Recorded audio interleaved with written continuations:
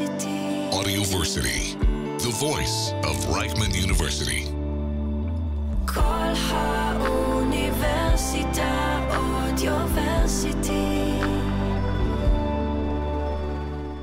The most important about understanding resilience is that it is more an ability. And more than that, it is an acquired ability because we can teach people, we can train people to become more resilient. And this is fantastic.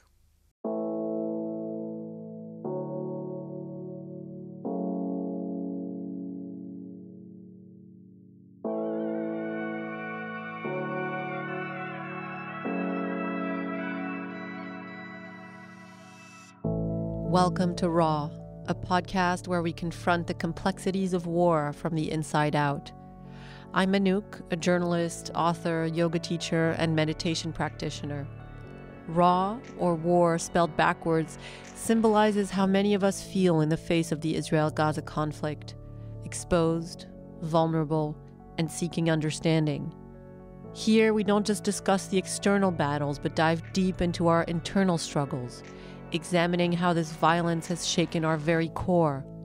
Join me in conversations with philosophers, psychologists, and spiritual leaders as we explore how to navigate these painful times with wisdom and resilience, finding guidance for our own paths through this raw, unfiltered world.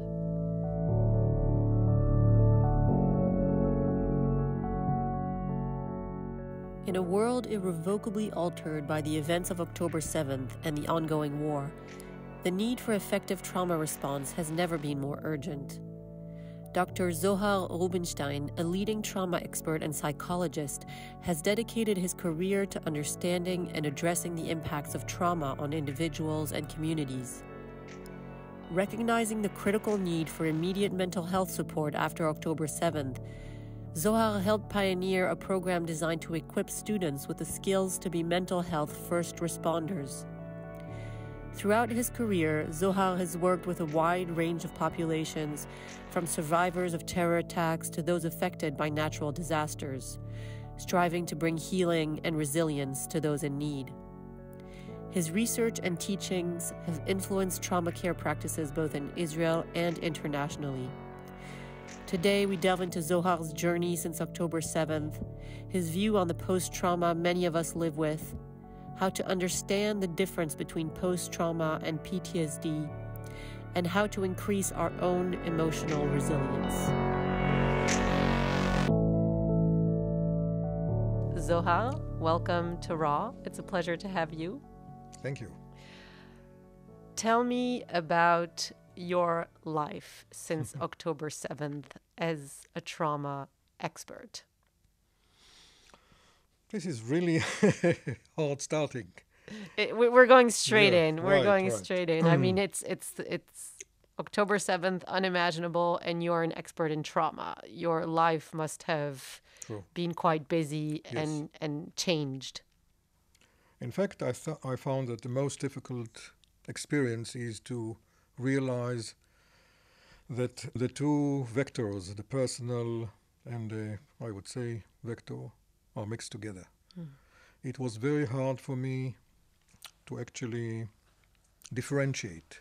At some moments, I think I couldn't bear or I couldn't maintain the kind of, separation between the two to the extent that I found during these 9 months already, many nights as sleepless nights.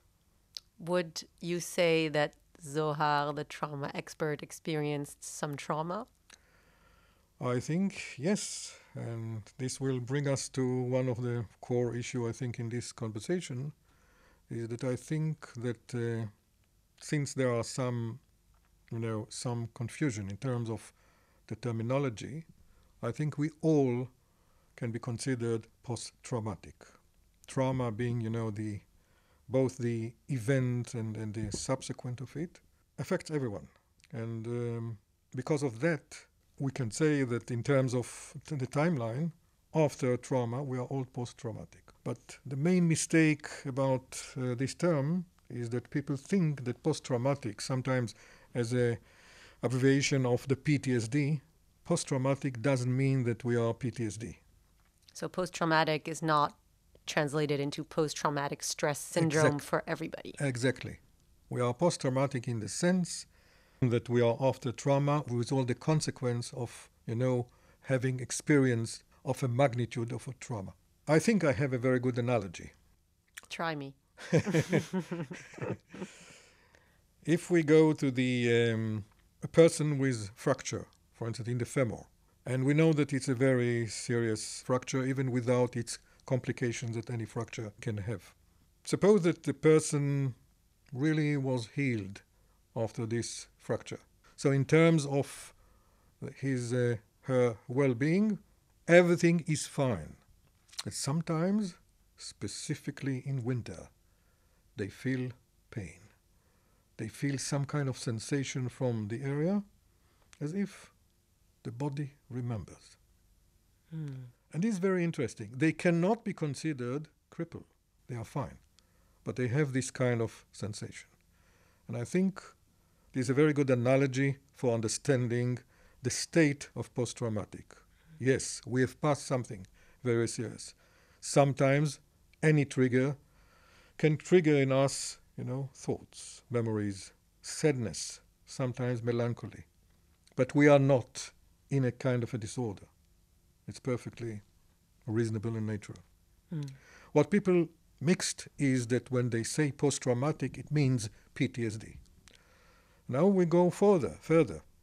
We know that, first of all, only about 6 to 8% develop PTSD, to the extent that they present the symptoms and the signs of it. And from that, within it, there is a kind of continuum. Only some people that present lots of symptoms, lots of categories, fall into the category of being, can be considered to have some kind of handicap, some kind of really severe order to the extent that it hinders or violated their functioning, which is one of the main, criteria for understanding trauma, above other things. Yeah. One of the complicated things with trauma, I think more than ever, is that it's a word that's thrown around so much. And it's kind of come to define so many things. If you look at social media, every page, whether it's on parenting or relationships or work, or, people are throwing out that word, trauma. I'm traumatized. I have trauma. I saw, these people are traumatized. And it doesn't mean it's not valid. I think this postmodern society that we live in is so, in some ways, so violent, even when we don't, even when there's no war, even when we're just, living our regular lives, that a lot of us have come to understand that it can be traumatic in some ways, the things we see. Yes, I agree. So what's the difference between the kind of trauma that many people have, and I would say a majority of people who live on this planet in this day and age have experienced some kind of trauma at some point? What's the difference between that and what, I'm not going into PTSD yet in the most severe cases, but the average Israeli, and I will say, and I always mention Palestinians as well in different magnitudes that we can't comprehend, but for us and for you as an Israeli, what is the difference between, trauma that a lot of us have seen and October 7th? How do you see it play out? Before I answer, I think in relation to what you described in our everyday life, the term trauma is still largely misused. Because trauma, we need to allocate this word to the really events that can present what I said before about being post-traumatic. A kind of experience that the shocks and makes us shivering because of the magnitude of the experience. This was, I think, the worst experience in Israel as citizens, the worst ever, more than Yom Kippur War, I think even to a certain extent, I dare say more than the Holocaust. What do you think makes you say that? Because in the Holocaust, people were not in the country. originally. I mean, they knew that it's not their country. Here, people were in their homes, under the illusion they feel safe, under the illusion that the country can protect them, the illusion that if something happened, the army will immediately stand to duty. And from this extent, this is very unique. How can you see trauma that has happened in people who are still post-traumatic? Are they more stressed? Are they more unable to sleep? Are they kind of ruminating? All the above, and even more. Some people are within the post-traumatic state, meaning that they have to struggle to continue functioning, try to stay or to hold back to their everyday life, but when there is no everyday life now as before. Some of them are very brave. Some of them are being so resilient, do wonderful, really, in a very wonderful way. And some are really sinking into the PTSD zone. So all the symptoms that you describe are valid and very prevailing, and even more. Because one of the things that we are in, which is worse, that it is a continuous situation. It was not just an event that has a beginning and end, and now we can put all our energy into healing. For the healing process. We are not there yet, and the fact that not only that is in a continuing phase, our very perception of what is this country, what is this life at the moment, are being terribly violated. So there's two things that I imagine can make a difference between someone who will have post-trauma, as you say, most of us do, and it can express itself in many different ways, and someone who will have PTSD. I can imagine that someone who was closer to the events, who lived in the South, who was displaced, who was directly affected, or whose direct family members were directly affected, would be more likely to develop PTSD. And I can also imagine that populations who are already more vulnerable psychologically, even if they're further removed and nothing actually happened to them, might be more likely to develop PTSD as a result of the kind of general atmosphere of fear and the videos that we saw, etc. Is that a correct assumption? Yes, but I would say that they are in the risk of developing it. And what we know, as I said, that there is a kind of continuum from the three terms, trauma, post-traumatic, and PTSD. And most people do not immediately develop this PTSD syndrome. They have some symptoms. Some of them are not eligible even to be called PTSD, but they are within the vicinity. But we are all harmed. We are all under this situation, meaning that the most, I think, important criteria is to what extent we can reasonably continuing functioning in any way, or what is the level of our distress, regardless of the various symptoms, to the extent that we can say that we are still going on living. It is one of the assumptions among researchers that in terms of the risk factors, proximity to the event is a very high potential. Yes, but even within that, it's not immediately an assertion that we can say that even those who face death in a very close situation must develop full-blown PTSD. They are in a higher risk, yes. But within that, there are many variables that we unfortunately still don't know. And it seems that more people than we think, I would say even only more people, but all of us, seems to be more resilient than we thought. Yes. That's first of all, that's wonderful to hear. Any good piece of news that something is better than we thought sounds almost too good to be true these days. And I'm not necessarily optimistic generally. So if I said that... So if you said that's a Yes. good thing. Talk to me about resilience, because that's also a word that is thrown around. How do we become more resilient? How do we tolerate and grow out of the trauma in a better way? So First of all, can you give me a definition of resilience and talk to me a little bit about what helps people and what has helped people specifically in Israel find a kind of inner strength? Mhm. The most important about understanding resilience is that it is more an ability.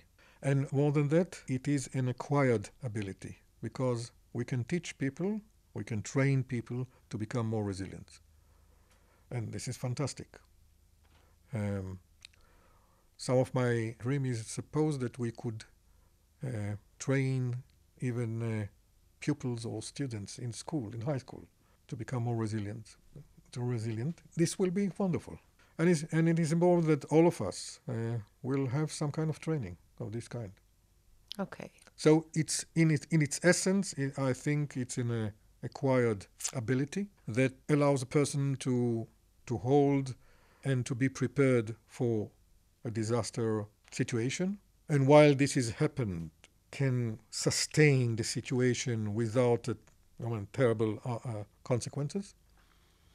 And more than that, after the event, can come back to the previous position or sometimes even better in a less taxing way. So does resilience relate specifically to events which are extreme or traumatic, or can I say, I'm resilient, I tolerate the frustration of being on a packed bus with too many people close to me? Yes.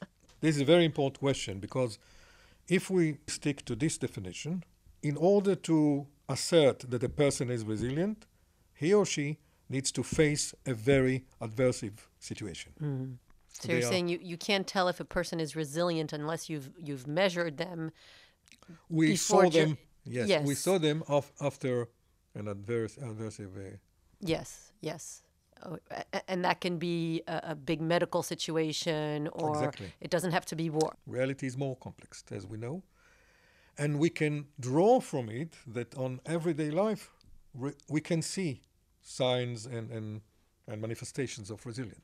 Not only that you were doing very well, but reasonably control or manage your stress, you can be called a resilient person.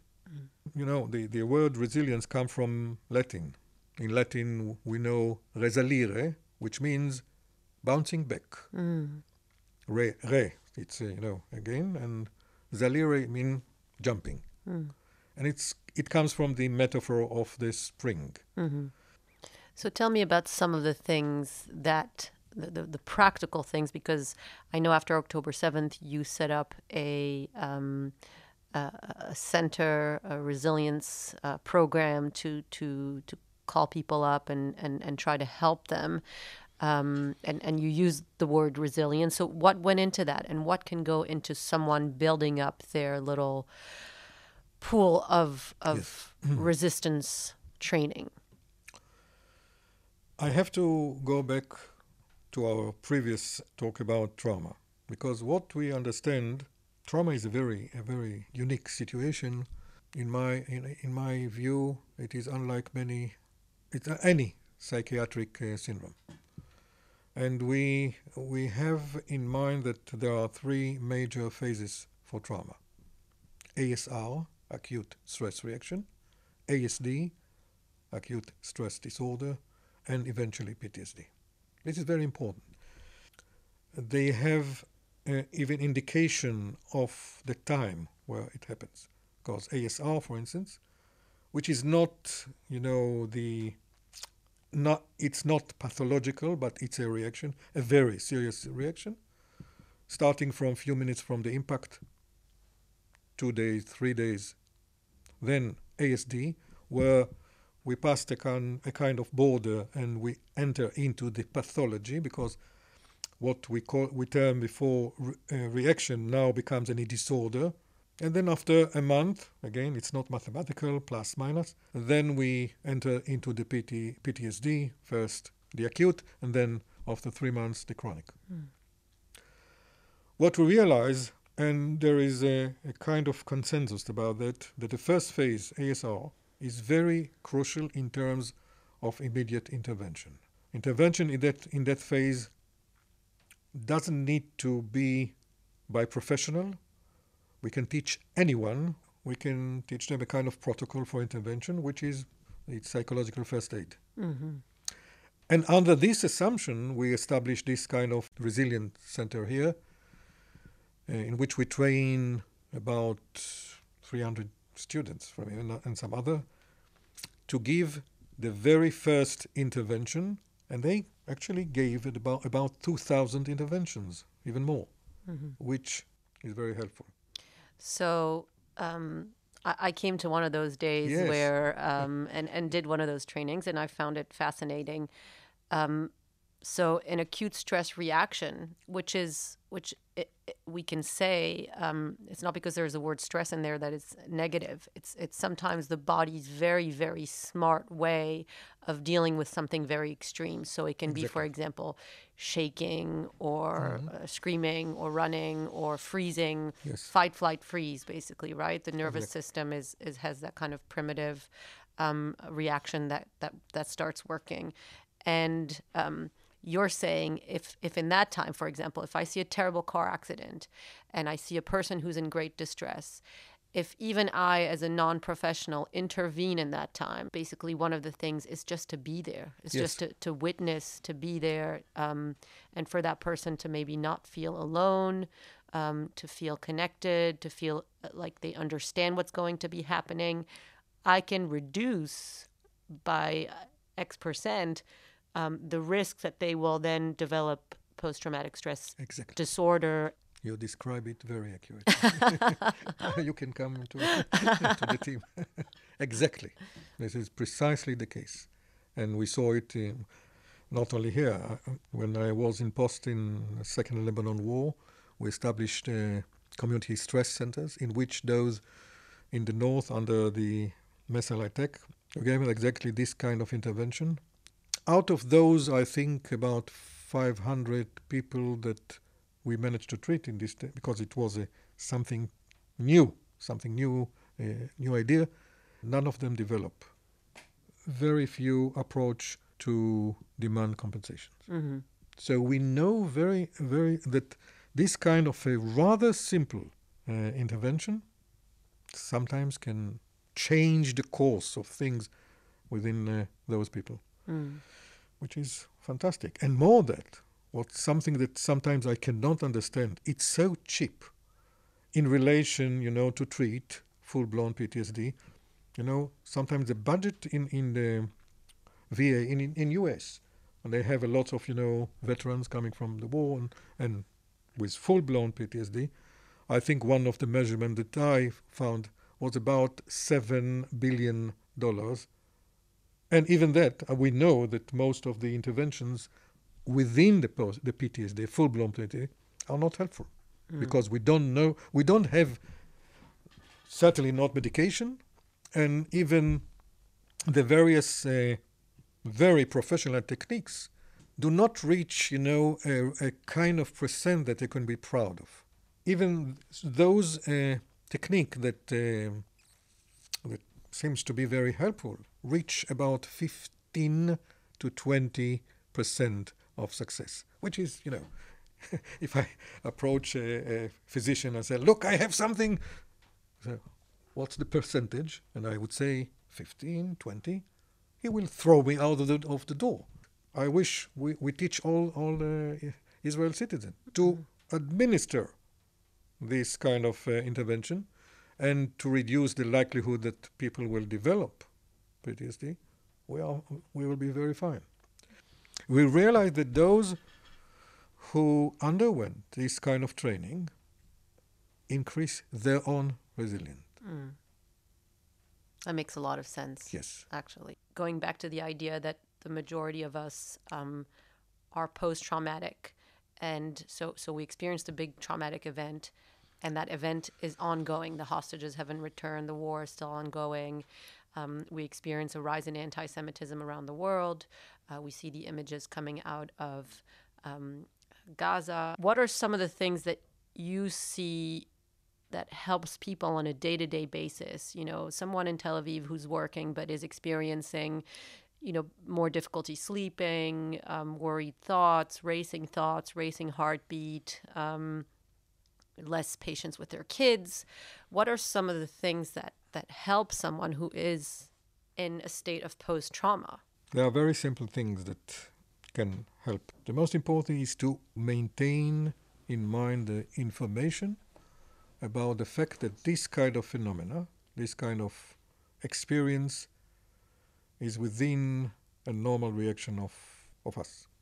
Knowing the perspective of the situation and being able to tell ourselves that this is within normal situation, this kind of perspective already is the first step. Then it is very important to maintain as possible a kind of everyday life routine. By the way, routines are very important in such a situation, because already we have a big violation of everything. So if we can maintain to our small routines, when we wake up and we feel that we want to stay at bed, no, we have to fight it. To, as I said, maintain routine activities, connecting to the idea of, yes, we can function and we will fight to maintain this kind of ability. Talking to people, talking to friends, ventilate this situation. Very important aspect is to have physical exercise, even a small one. Go to the park and have a walk. General idea of a transition from the prospective helplessness into a more resilient, effective activity. This is very important. And if we need some help, we should allow ourselves to have, go to therapist and to have some kind of 10, 12 sessions in order to... And another thing, to help others. We realize in many studies that being able to help anyone, volunteering, everything of this kind, in other words, instead of sinking into our own misery, helping others is a very therapeutic approach and action.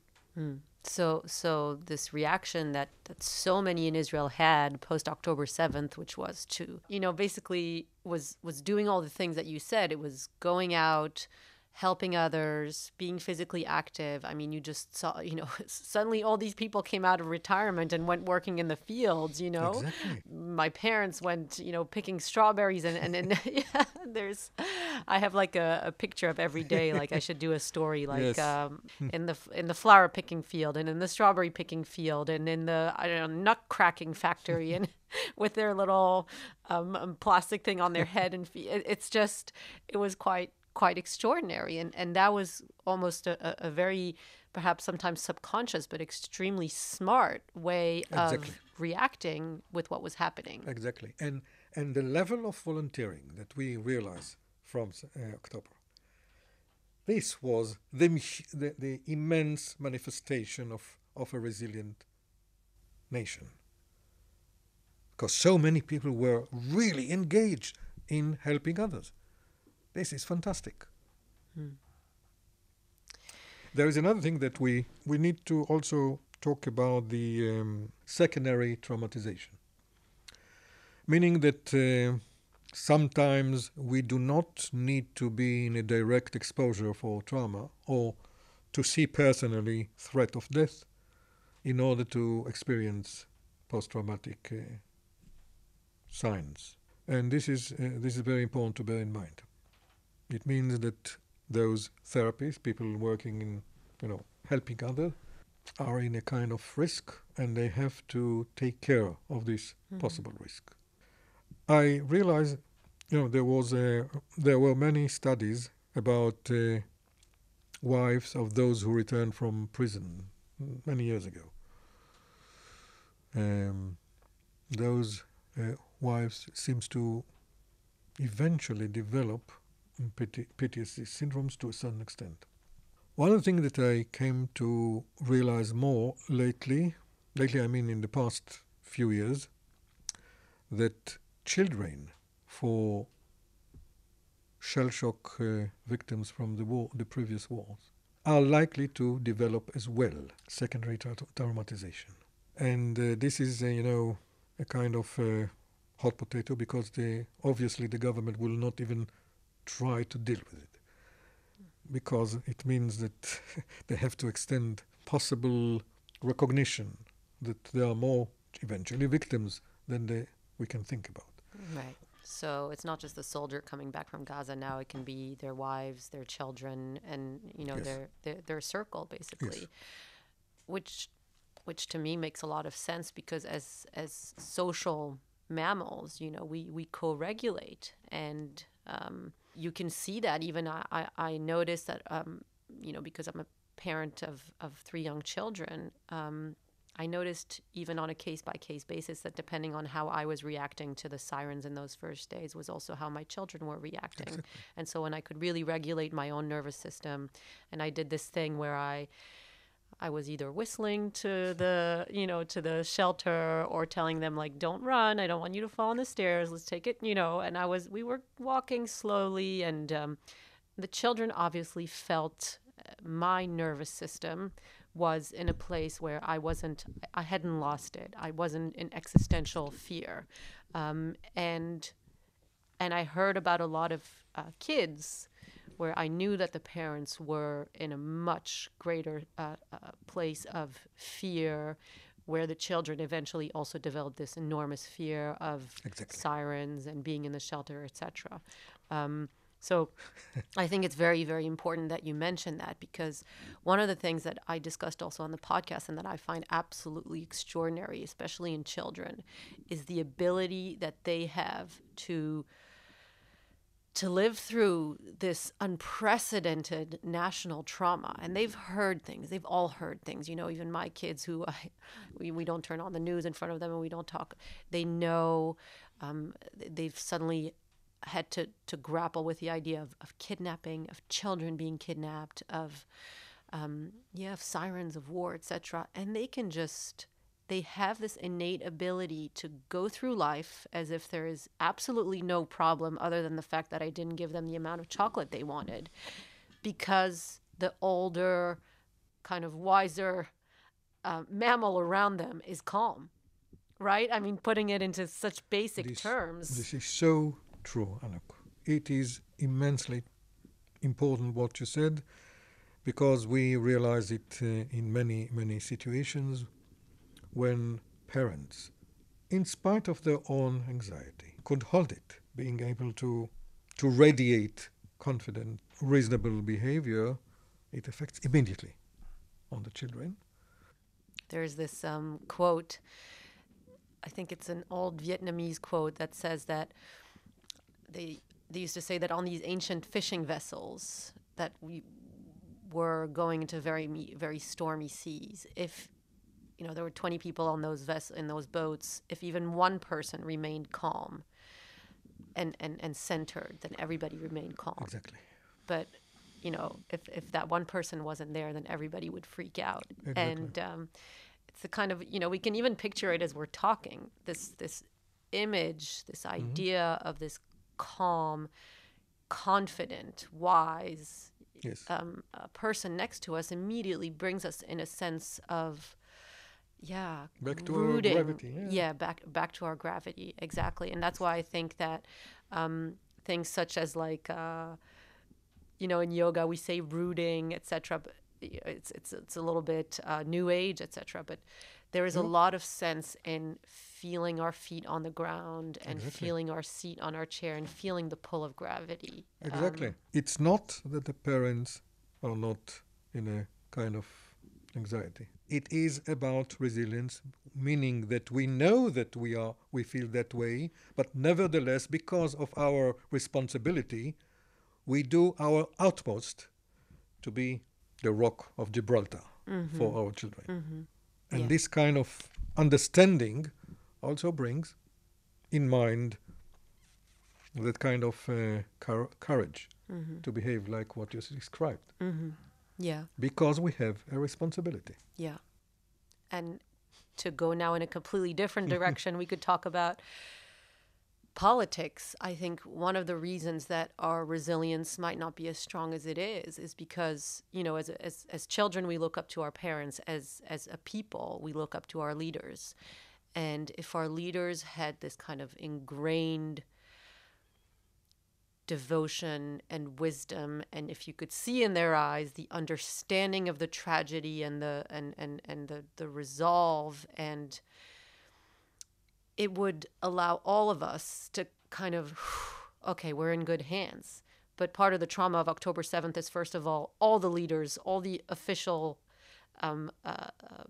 symbols of who was going to take care of us. From wall to wall. Yes, crumbled. And then afterwards, we're just seeing this polarization, which, the country has been divided more than ever for a long time. So what's so difficult is that I feel like the resilience has to come from the bottom. It's almost like, us children have to kind of take the resilience in our own hands. We have to go do yoga and therapy and volunteering and... we need to become the parental child. Yes. Because we don't have parents. Mm. Yeah. I know of that child. You know it? Yeah, I know that child quite well. It's a hard position to be in, but it is. It is. But in time like that, it is a must. I mean, we know that those who eventually, in peacetime, they have to step into this kind of role. Sometimes it deprives their childhood, yeah? Mm-hmm. Because they have to be responsible when they don't need to be, or it's not healthy for them to be. But in a time like that, yes, this is perhaps the call. This is the must. Mm-hmm. Because, as you said so accurately, we don't have parents. Mm. Or our parents stop functioning. Mm. One of the things that I find as well is that there is the reality, which is that we live in a terrifying region. We have enemies on all sides. The war is going on, etc. But there is also another reality. It's not the only truth. Another reality is that, for example, compared to Gaza, right now we're in relative safety here. Yes. If you live in certain parts of the country, you can go to the park, you can go to the pool, you can enjoy parts of life, but the reality of the war and the existential threats is amplified by the news, because you don't hear a news anchor saying, good morning, I went to a wonderful swim in the sea this morning, right? So what do you think people's relation to news, to social media should be? Obviously, in many cases, I think that they were doing very wrong. Essentially wrong. In terms of understanding, yes, we have to be transparent. Yes, we have to convey the news and the reality. But nevertheless, we have a responsibility how, in the same time, maintain the resilience of our audience. Not to be sucked into the passion, almost perverted passion, a terrible celebration of a death cult. Yes. Mm-hmm. Yes. Yeah. And this, I can say definitely as disaster psychologist, I think that it becomes worse from one war to another, from one campaign to another. So what would you tell people? To not read the news, to read it, or read it. I don't know who reads anymore, but to consume the news once a day, once a week?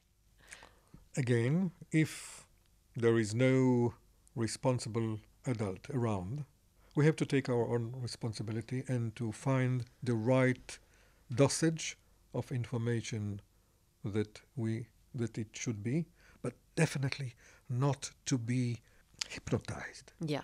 Because it doesn't do any good. On the contrary, especially in this time when there are not only the channels, the official channels, but there is the social media. Everyone can say whatever he or she wants.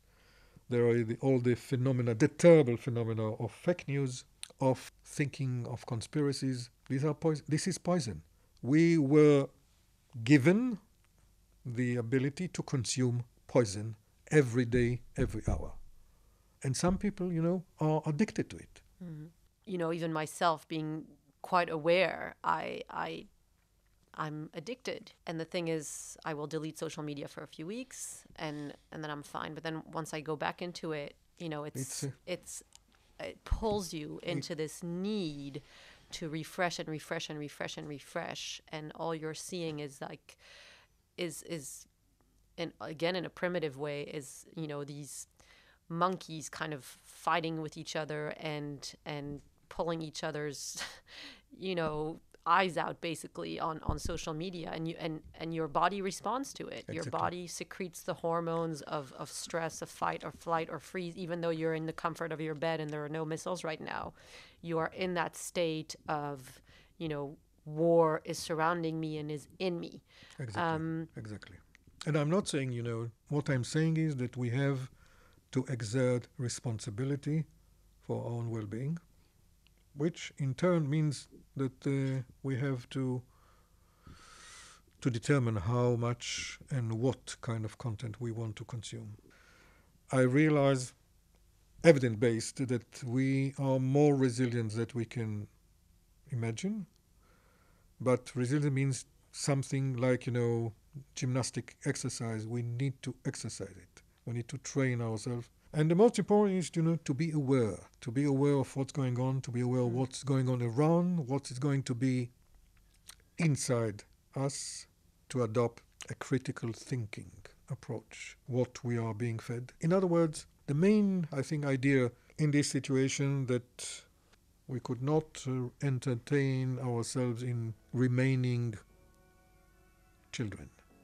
We have, at this time, more than ever, to be responsible adult. And this will help. I can guarantee this will help. Thank you very much, Zohar, for coming on the show and for speaking with me and sharing your tools and your wisdom. Thank you. I appreciate it. I really enjoyed it.